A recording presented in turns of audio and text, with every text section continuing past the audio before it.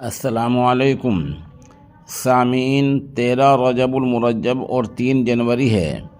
خبر کا عنوان ہے وینیزویلا کے صدر کو امریکی فوج نے حراست میں لے لیا ہے۔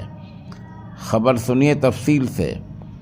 امریکی صدر ٹرمپ نے ایک چونکانے والا دعویٰ کرتے ہوئے اعلان کیا ہے کہ امریکہ نے وینیزویلا کے صدر نکولس مادورو اور اس کی اہلیہ سیلیا فلورس کو حراست میں لے لیا ہے۔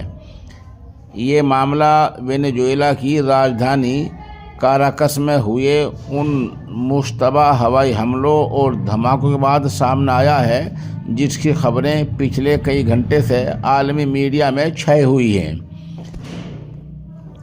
لیٹن امریکہ کی تاریخ میں اب تک کا سب سے بڑا فوجی اور سیاسی الٹ پھیر دیکھنے کو مل رہا ہے۔ امریکی صدر ڈونالڈ ٹرمپ نے آفیشیلی بیان جاری کرتے ہوئے دعویٰ کیا ہے کہ امریکی فوج نے ایک خاص مہم کے تحت وینیزویلا کے صدر نکولس مادورو اور ان کی اہلیہ کو پکڑ لیا ہے۔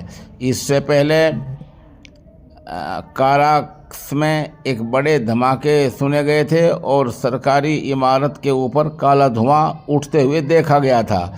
مانا جا رہا ہے کہ امریکی ہوائی حملوں نے مادورو کے سیکورٹی گھیرے کو ناکام بنا دیا، جس کے بعد خاص فوج نے انہیں حراست میں لے لیا۔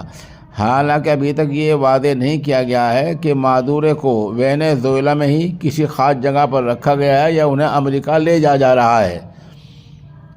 بہرحال یہ ایک سیاسی طوفان کی طرح ہے اور یہ عالمی سطح پر ایک بڑی اہم خبر ہے۔